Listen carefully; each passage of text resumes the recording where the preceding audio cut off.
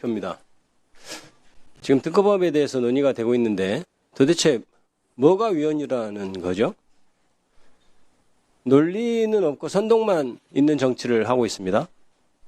사실을 말하려고 하는 게 아니고 공포를 부추깁니다. 이게 정당한 정치가 아니죠. 추경호 이준수 공천하고 윤석열 비서실장 정진석까지 공천을 하니마니 하는 얘기 하고 있어요. 12.3 계엄 연장하고 12.3 계엄 부활을 시도한 6.3 내란 공천이나 멈추는 게 맞는 것 아닙니까?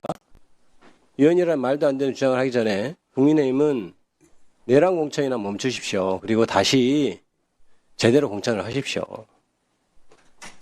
이번에 발의된 특검법은 본질적으로 국민의힘과 일부 언론이 같이 합세해서 선동하듯이 하는 무슨 프레임을 짜서 하는 공소 취소, 지금 계속 그것만 지금 강조하고 있죠. 마치 그것을 위한 특검인 것처럼. 그게 아니죠.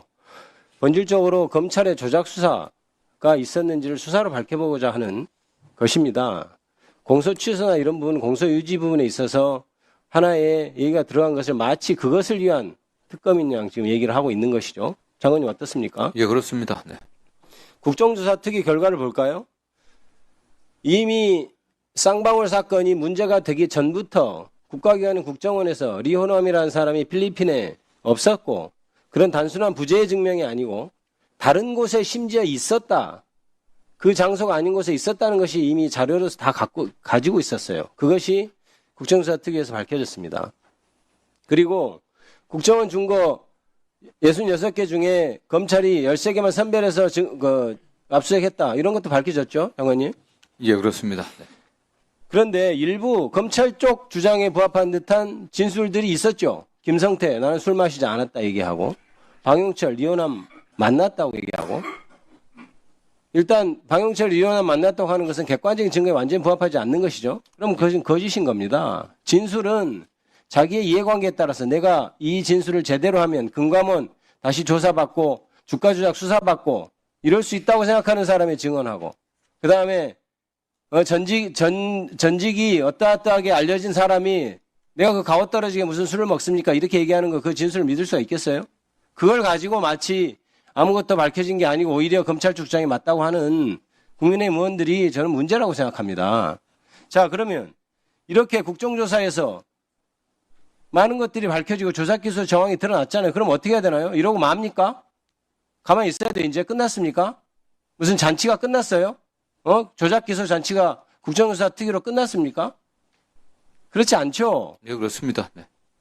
국정조사라는 것은 수사권이 없고 해서 의혹들이 몇 개 있고 그다음에 밝혀진 것들이 있고 이렇지 않습니까? 그럼 의혹들에 대해서는 정확하게 수사권을 가진 수사기관이 수사를 해야 되겠죠. 그러면 그 수사하는 방식을 어떻게 해야 될까를 이제 따져봐야 되는 겁니다. 자, 검사가 하게 할까요? 검찰이 조작기소했는데. 자, 그러면 검경합동수사본부 꾸릴까요? 역시 검사가 영장 청구권을 갖고 있는데 검사 사건에 있어서 자유로울 수 있을까요? 그래서 특검을 얘기하는 겁니다.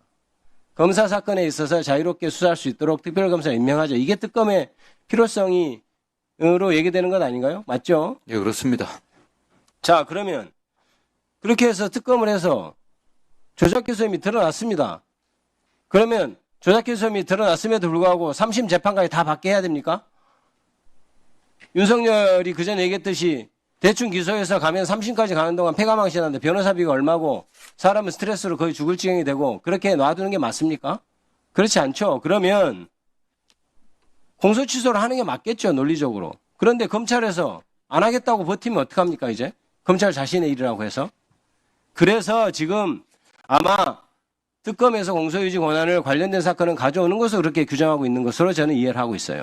근데 그것이 아까 김동완께서 얘기했지만 선례가 계속해서 있었습니다. 김건희, 윤석열, 최상병 특검, 종합특검까지 다 있었어요.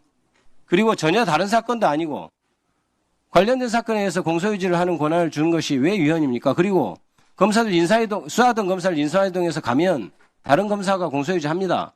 그리고 대부분의 검사들이 수사한 검사가 분리돼서 공판검사라는 제도를 두어서 기소한 검사와 공판검사가 분리되어 있는 게 오히려 당연합니다. 그걸 가지고 일사부재린이 왜 일사부재라고 하는지도 모르겠어요. 일사부재린이 그런 어려운 말 써가면서 국민들을 호도합니까?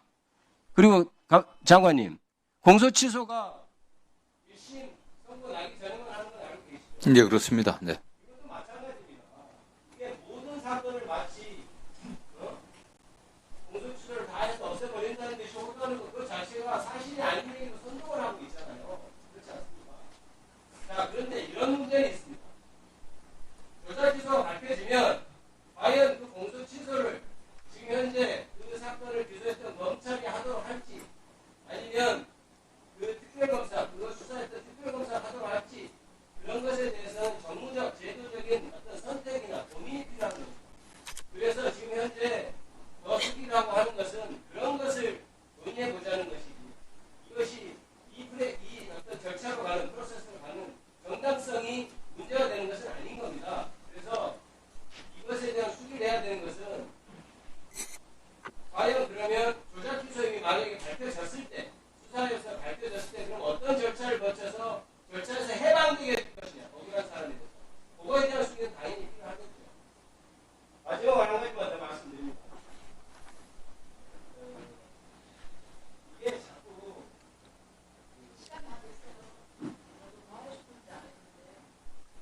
네, 마무리해 주십시오.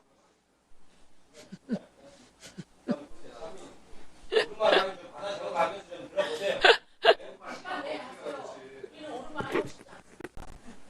그래서 장관님께서는 이것을 과연 이게 지휘를 해서 검찰에서 공소취소를 하는 게 맞는지 수동을 하는 게 맞는지에 대해서 계속 논의와 수기를 좀 해볼 필요가 있습니다. 당에서 수기를 할 겁니다. 그런데 여기에서 의견 주시면 좋겠습니다. 예, 알겠습니다. 네. 예, 김영민 위원님 토론해